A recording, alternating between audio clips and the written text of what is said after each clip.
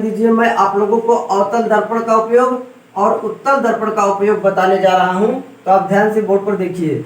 अवतल दर्पण का उपयोग, बड़ी फोकस दूरी वाला अवतल दर्पण दाढ़ी बनाने के काम में आता है।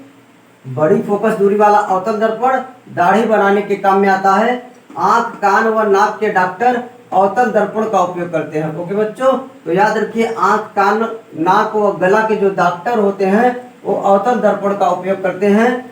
सोलर कुकर में अवतल दर्पण का उपयोग होता है। ओके बच्चों, सोलर कुकर में अवतल दर्पण का उपयोग होता है। वाहन की हेडलाइट व सर्च लाइट में भी अवतल दर्पण का उपयोग किया जाता है। वाहनों की हेडलाइट व सर्च लाइट में भी अवतल दर्पण का उपयोग किया जाता है। परावर्तन दूरबीन रिफ्लेक्टिंग टेलीस्कोप में भी अवतल दर्पण का ही उपयोग होता है। ओके बच्चों, अब आगे ध्यान दीजिए। उत्तल दर्पण का उपयोग वाहनों में पीछे का दृश्य देखने के लिए साइड मिरर जिसे कहते हैं या रियर व्यू मिरर कहते हैं यूज किया जाता है। ओके बच्चों, उत्तल दर्पण का उपयोग वाहनों की पीछे का दृश्य देखने के लिए साइड मिरर में उपयोग किया जाता है। सड़क पर लगे परावर्तक लैंप में या स्ट्रीट लाइट में उत्तल दर्पण का उपयोग होता है। बड़े शॉपिंग स्टोर, बड़े शॉपिंग मॉल में भी ग्राहकों पर नियंत्रण रखने के लिए, नजर रखने के लिए उत्तल दर्पण का उपयोग होता है। ओके बच्चों, तो आप समझ लीजिए उत्तल दर्पण का उपयोग वाहनों में पीछे का दृश्य देखने के लिए रियर व्यू मिरर में या साइड मिरर के रूप में यूज किया जाता है। इसका कारण समझ लीजिए, क्योंकि उत्तल दर्पण जो होता है अधिक दूरी की वस्तु को पास करके दिखाता है और बड़ी वस्तु को छोटा करके दिखाता है। ओके बच्चों, और हमेशा सीधा प्रतिबिंब बनाता है। उत्तल दर्पण का उपयोग वाहनों में पीछे का दृश्य देखने के लिए क्यों किया जाता है? याद रखिए, क्योंकि अधिक दूरी की वस्तुओं को पास करके दिखाता है, पहली बात, और दूसरी बात ये हमेशा सीधा प्रतिबिंब बनाता है। ओके बच्चों, ये सब कारण है। आगे ध्यान दीजिए। सड़क पर लगे परावर्तक लैंप यानी स्ट्रीट लाइट में भी उत्तल दर्पण का उपयोग होता है और बड़े शॉपिंग स्टोर में भी उत्तल दर्पण का यूज किया जाता है। ओके बच्चों, तो आप इसे नोट कर लीजिए। अवतल दर्पण द्वारा प्रतिबिंब का बनना, image formation by concave mirror. Okay बच्चों, तो ध्यान दीजिए, यदि अवतल दर्पण के सामने वस्तु को अनंत पर रखेंगे तो प्रतिबिंब फोकस पर बनेगा और बिंदु के आकार का बनेगा और वास्तविक और उल्टा बनेगा। ओके बच्चों, ध्यान दीजिए, यदि अवतल दर्पण के सामने वस्तु को अनंत पर रखेंगे तो प्रतिबिंब फोकस पर बनेगा और बिंदु के आकार का बनेगा और प्रतिबिंब की प्रकृति याद रखिए वास्तविक व उल्टा होगा। ओके बच्चों, एक इंपॉर्टेंट चीज आप याद रखिए, अवतल दर्पण द्वारा हमेशा प्रतिबिंब दर्पण के सामने वास्तविक उल्टा बनता है। ओके बच्चों, केवल एक कंडीशन को छोड़ करके, जब वस्तु को ध्रुव व फोकस के बीच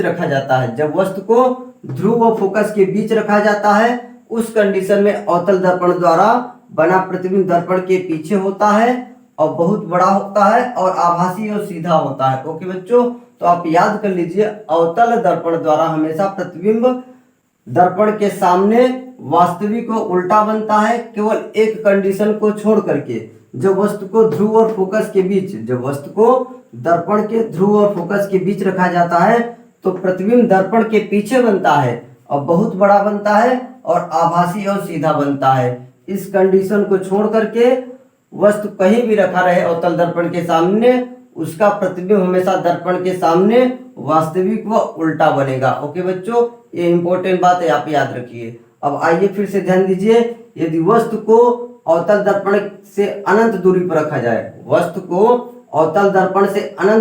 रखा जाए तो प्रतिबिंब फोकस पर बनेगा और बिंदु के आकार का बनेगा और प्रकृत वास्तविक व उल्टा होगा। ओके बच्चों, अब आगे ध्यान दीजिए, जब वस्तु को C मतलब वक्रता केंद्र है, यहाँ पर C से दूर रखा जाता है तो प्रतिबिंब फोकस व C के बीच बनता है, अर्थात फोकस व वक्रता केंद्र के बीच बनता है। ओके बच्चों, ध्यान दीजिए, जब वस्तु को वक्रता केंद्र से दूर रखा जाता है तो प्रतिबिंब फोकस व वक्रता केंद्र के बीच बनता है और छोटा बनता है, यानी पहले कंडीशन से थोड़ा सा बड़ा बनता है और प्रकृत तो वास्तविक को उल्टा ही होगा। ओके बच्चों, आगे ध्यान दीजिए, तीसरा कंडीशन, जब वस्तु को अवतल दर्पण के वक्रता केंद्र पर रखा जाता है,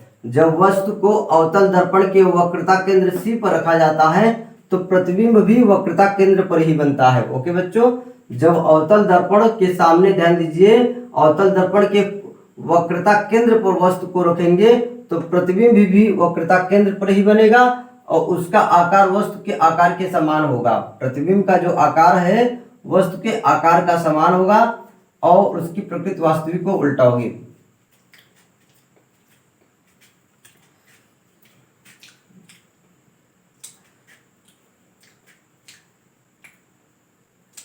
तो बच्चों अब आगे ध्यान दीजिए, जब अवतल दर्पण के वक्रता केंद्र पर सी को,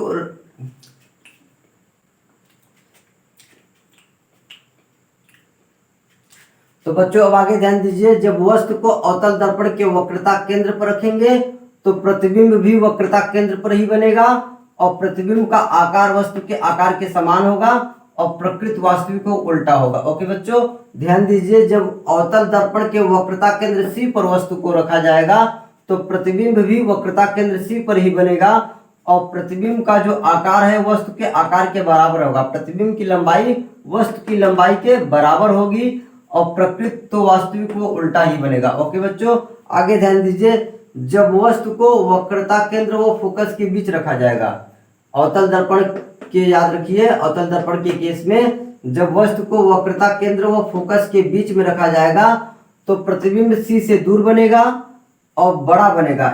अब यहाँ वस्तु के समान प्रतिबिंब बना था, अब जो अगला कंडीशन में प्रतिबिंब बनेगा वस्तु से बड़ा बनेगा, वस्तु के आकार का बड़ा प्रतिबिंब यहाँ पर बनेगा और प्रकृत वास्तविक को उल्टा होगा। ओके बच्चों, आगे ध्यान दीजिए, जब वस्तु को अवतल दर्पण के फोकस पर रखा जाएगा, जब वस्तु को अवतल दर्पण के फोकस पर रखा जाएगा तो प्रतिबिंब अनंत पर बनेगा और बहुत बड़ा बनेगा। इसकी अपेक्षा क्या बनेगा, ये बहुत बड़ा बनेगा और वास्तविक उल्टा होगा। ओके बच्चों, अगला कंडीशन ध्यान दीजिए, जब वस्तु को दर्पण के ध्रुव और फोकस के बीच रखा जाएगा, जब वस्तु को अवतल दर्पण के ध्रुव और फोकस के बीच रखा जाएगा तो प्रतिबिंब दर्पण के पीछे बनता है, बहुत बड़ा बनता है। इस कंडीशन की अपेक्षा यहाँ पर बहुत बड़ा बनता है और प्रकृति, याद रखिए, आभासी और सीधा होता है। ओके बच्चों, तो आप एक बार फिर से सुनिए, तो बच्चों आप एक बार फिर से सुनिए, अवतल दर्पण द्वारा प्रतिबिंब का बनना, जब वस्तु को अवतल दर्पण से अनंत दूरी पर रखते हैं तो प्रतिबिंब फोकस पर बनता है,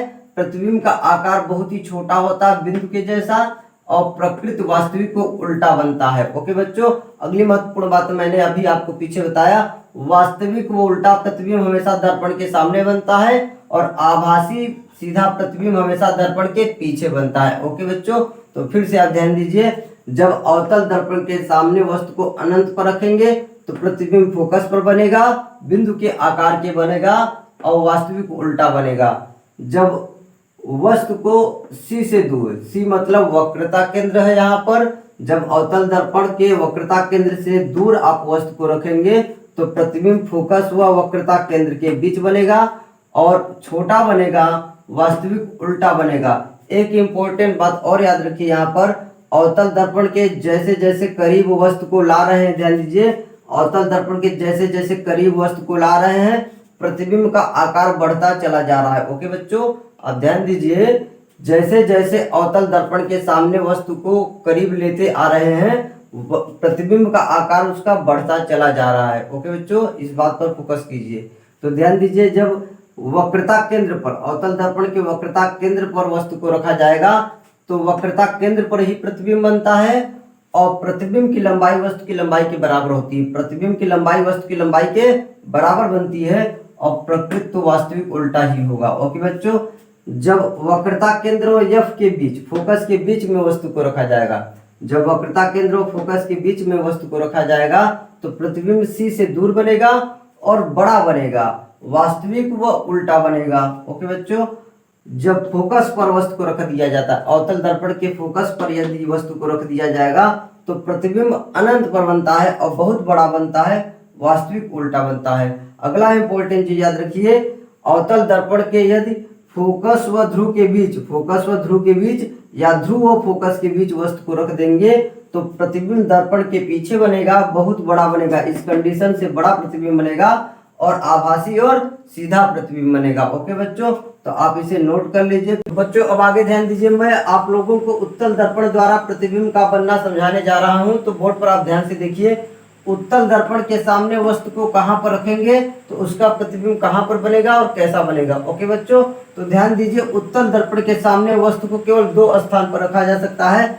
पहला अनंत पर रखा जा सकता है और दूसरा अनंत व ध्रुव के बीच। ओके बच्चों, उत्तल दर्पण के सामने वस्तु को केवल दो स्थान पर रखा जा सकता है, एक अनंत पर और दूसरा अनंत व ध्रुव के बीच। उसका कारण समझिए, क्योंकि यह उत्तल दर्पण है। उत्तल दर्पण का परावर्तक पृष्ठ क्या है, उठा हुआ भाग होता है और वस्तु को हमेशा दर्पण के परावर्तक पृष्ठ की तरफ रखा जाता है। ओके बच्चों, वस्तु को हमेशा कोई भी दर्पण हो दर्पण के परावर्तक पृष्ठ की तरफ रखा जाता है। तो उत्तल दर्पण का परावर्तक पृष्ठ ये उठा हुआ भाग है और इसका दबा हुआ भाग तो पालिश होता है। तो वस्तु को आप बहुत कर सकते हैं, अनंत पर एक बार रख दीजिए, उत्तल दर्पण से अनंत दूरी पर रख सकते हैं और दूसरा अनंत व ध्रुव के बीच, अनंत व ध्रुव के बीच वस्तु को आप कहीं भी रख सकते हैं। उसके आगे आप वस्तु को रखने नहीं जाएंगे। दर्पण के पीछे थोड़ी वस्तु को रखा जाएगा, हमेशा दर्पण के सामने परावर्तक पृष्ठ की तरफ वस्तु को रखा जाता है। इसलिए उत्तल दर्पण के सामने वस्तु को केवल दो स्थान पर रखा जाएगा, एक तो अनंत दूरी पर रख सकते हैं उत्तल दर्पण से और दूसरा अनंत व ध्रुव के बीच रखा जा सकता है। ओके बच्चों, तो आप इतनी बात ध्यान दीजिए। तो बच्चों अब आगे ध्यान दीजिए, जब उत्तल दर्पण से वस्तु को अनंत दूरी पर रखा जाता है, जब उत्तल दर्पण से वस्तु को अनंत दूरी पर रखा जाता है तो प्रतिबिंब फोकस पर दर्पण के पीछे बनता है, आभासी सीधा बनता है और बिंदु के जैसा बहुत ही छोटा बनता है। ओके बच्चों, जब उत्तल दर्पण से वस्तु को अनंत दूरी पर रखा जाता है तो प्रतिबिंब फोकस पर दर्पण के पीछे बनता है, आभासी सीधा बनता है और बिंदु जैसा बनता है। ये पहला चित्र पहले कंडीशन वाला है। ओके बच्चों, आगे ध्यान दीजिए, जब वस्तु को अनंत व ध्रुव के बीच, जब वस्तु को अनंत व ध्रुव के बीच रख दिया जाता है दर्पण के सामने तो प्रतिबिंब ध्रुव और फोकस के बीच बनता है, दर्पण के पीछे, आभासी सीधा और वस्तु से छोटा बनता है। तो बच्चों याद रखिए, उत्तल दर्पण द्वारा हमेशा प्रतिबिंब आभासी सीधा बनता है। उत्तल दर्पण के सामने वस्तु को कहीं भी रखेंगे, प्रतिबिंब हमेशा आभासी और सीधा बनेगा और वस्तु से छोटा ही बनेगा, वस्तु से छोटा ही प्रतिबिंब बनेगा। ओके, तो बच्चों अब आगे ध्यान दीजिए, समतल दर्पण द्वारा हमेशा वस्तु के बराबर लंबाई का प्रतिबिंब बनता है तथा वह आभासी और सीधा होता है। ओके बच्चों, आप याद रखिए, समतल दर्पण द्वारा हमेशा वस्तु की लंबाई के बराबर प्रतिबिंब बनता है और वह आभासी और सीधा होता है। ओके बच्चों, आपसे कभी पूछा जाए उस दर्पण का नाम बताइए जिसके द्वारा प्रतिबिंब हमेशा वस्तु की लंबाई के बराबर बनता है और आभासी सीधा होता है, तो आप बताएंगे समतल दर्पण। ओके बच्चों, समतल दर्पण के लिए हमेशा रेखीय आवर्धन का मान 1 होता है। समतल दर्पण के लिए रेखीय आवर्धन नियम का मान हमेशा 1 होता है, क्योंकि रेखीय आवर्धन नियम का फार्मूला होता है, याद रखिए, प्रतिबिंब की लंबाई बटे वस्तु की लंबाई। रेखीय आवर्धन को यम से व्यक्त करते हैं और उसका फार्मूला होता है प्रतिबिंब की लंबाई बटे वस्तु की लंबाई। प्रतिबिंब की लंबाई और वस्तु की लंबाई बराबर है, इसलिए दोनों एक दूसरे को कैंसिल कर देगा, तो रेखीय आवर्धन का मान 1 हो जाएगा। ओके बच्चों, तो याद रखिए, समतल दर्पण द्वारा हमेशा वस्तु के बराबर के लंबाई के, तो बच्चों याद रखिए, हमेशा समतल दर्पण द्वारा प्रतिबिंब की लंबाई वस्तु की लंबाई के बराबर होता है और उसके लिए रेखीय आवर्धन का मान यम हमेशा 1 के बराबर होता है। ओके बच्चों, अब आगे ध्यान दीजिए, उत्तल दर्पण द्वारा हमेशा आभासी सीधा प्रतिबिंब दर्पण के पीछे बनता है तथा प्रतिबिंब हमेशा वस्तु से छोटा बनता है। ओके बच्चों, उत्तल दर्पण द्वारा हमेशा आभासी सीधा प्रतिबिंब दर्पण के पीछे बनता है और प्रतिबिंब की लंबाई वस्तु की लंबाई से हमेशा छोटा होता है, इसलिए रेखीय आवर्धन नियम का मान हमेशा 1 से कम होता है। ओके बच्चों, याद रखिए, जब प्रतिबिंब की लंबाई और वस्तु की लंबाई बराबर होगी तो यम का मान 1 होगा समतल दर्पण के केस में, और जब प्रतिबिंब की लंबाई वस्तु की लंबाई से छोटा होगा, प्रतिबिंब की लंबाई वस्तु की लंबाई से छोटा होगा, तो उस कंडीशन में रेखीय आवर्धन नियम का मान 1 से कम होगा। ओके बच्चों, प्रतिबिंब की लंबाई वस्तु की लंबाई से छोटा होगा तो रेखीय आवर्धन का मान 1 से कम होता है, और प्रतिबिंब की लंबाई वस्तु की लंबाई से ज्यादा होता है तो यम रेखीय आवर्धन का मान 1 से ज्यादा होता है। ओके बच्चों, तो आप याद रखिए, उत्तल दर्पण द्वारा हमेशा आभासी सीधा प्रतिबिंब दर्पण के पीछे बनता है और उत्तल दर्पण द्वारा बने प्रतिबिंब की लंबाई हमेशा वस्तु की लंबाई से छोटी होती है। ओके बच्चों, अब आगे ध्यान दीजिए, अवतल दर्पण द्वारा प्रतिबिंब वास्तविक उल्टा दर्पण के सामने हमेशा बनता है जब वस्तु को फोकस के पहले कहीं रखा गया हो। ओके बच्चों, आप पहले याद रखिए, अवतल दर्पण द्वारा वास्तविक उल्टा प्रतिबिंब भी बनता है और आभासी सीधा भी बनता है। आपसे पूछा जाए उस दर्पण का नाम बताओ जिसके द्वारा वास्तविक उल्टा और आभासी सीधा दोनों प्रकार का प्रतिबिंब बनता है, तो आप बताएंगे अवतल दर्पण। जब वस्तु को अवतल दर्पण के फोकस के पहले रखा गया होता है, उस स्थिति में प्रतिबिंब दर्पण के सामने वास्तविक उल्टा बनता है। आपने पीछे देखा होगा, पिछले वीडियो लेक्चर में मैंने आपको बताया है। और जब वस्तु को फोकस और ध्रुव के बीच रखा जाता है, तो प्रतिबिंब दर्पण के पीछे आभासी सीधा बनता है। ओके बच्चों, तो अवतल दर्पण द्वारा वास्तविक उल्टा आभासी सीधा दोनों प्रकार का प्रतिबिंब बनता है। तो आप याद रखिए, जब वस्तु को फोकस के पहले कहीं भी रखा रहेगा तो प्रतिबिंब दर्पण के सामने वास्तविक उल्टा बनेगा, लेकिन जब वस्तु को अवतल दर्पण के फोकस व ध्रुव के बीच रखा जाएगा तो प्रतिबिंब दर्पण के पीछे आभासी सीधा बनता है। ओके बच्चों, अगली बात ध्यान दीजिए आप, अवतल दर्पण द्वारा प्रतिबिंब की लंबाई वस्तु की लंबाई के बराबर भी बनता है, वस्तु की लंबाई से छोटा और बड़ा भी बनता है। ओके बच्चों, आपसे पूछा जाए उस दर्पण का नाम बताओ जिसके द्वारा वस्तु के बराबर प्रतिबिंब बनता है, वस्तु से छोटा भी बनता है और वस्तु से बड़ा भी बनता है, तो आप अवतल दर्पण बता सकते हैं। ओके बच्चों, अवतल दर्पण द्वारा प्रतिबिंब याद रखिए वस्तु से छोटा बनता है कब? जब वस्तु को वक्रता केंद्र C के पहले रखा जाता है। जब अवतल दर्पण के वक्रता केंद्र C के पहले वस्तु को रखते हैं तो हमेशा वस्तु से छोटा प्रतिबिंब बनता है। ओके बच्चों, अब उस कंडीशन में रेखीय आवर्धन का मान 1 से कम होगा। और जब वस्तु को वक्रता केंद्र C पर रखते हैं, अवतल दर्पण के वक्रता केंद्र C पर जब वस्तु को रखा जाता है तो उस कंडीशन में प्रतिबिंब की लंबाई वस्तु की लंबाई के बराबर होती है, तो उस स्थिति में रेखीय आवर्धन नियम का मान 1 हो जाता है। जब वस्तु को वक्रता केंद्र और ध्रुव के बीच, C व ध्रुव के बीच कहीं भी रखा जाता है तो वस्तु से बड़ा प्रतिबिंब बनता है। ओके बच्चों, तो आप याद रखिए अवतल दर्पण द्वारा वस्तु से छोटा प्रतिबिंब भी बनता है, वस्तु की लंबाई के बराबर भी बनता है और वस्तु से बड़ा भी बनता है। और ये चीज आप याद रखिए, जब वस्तु को वक्रता केंद्र से पहले कहीं भी रखा गया रहेगा तो वस्तु से छोटा प्रतिबिंब बनेगा। उसके लिए रेखीय आवर्धन नियम का मान क्या होगा? 1 से कम होगा। वस्तु के बराबर प्रतिबिंब बनेगा तो जब वस्तु को वक्रता केंद्र पर रखेंगे तो वस्तु के बराबर लंबाई का प्रतिबिंब बनेगा। ओके बच्चों, जब वस्तु को वक्रता केंद्र C और ध्रुव के बीच कहीं भी रखा जाएगा तो वस्तु से बड़ा प्रतिबिंब बनेगा। वस्तु से बड़ा प्रतिबिंब बनेगा तो रेखीय आवर्धन का मान हमेशा 1 से ज्यादा होगा। ओके बच्चों, तो आप इसको नोट कर लीजिए।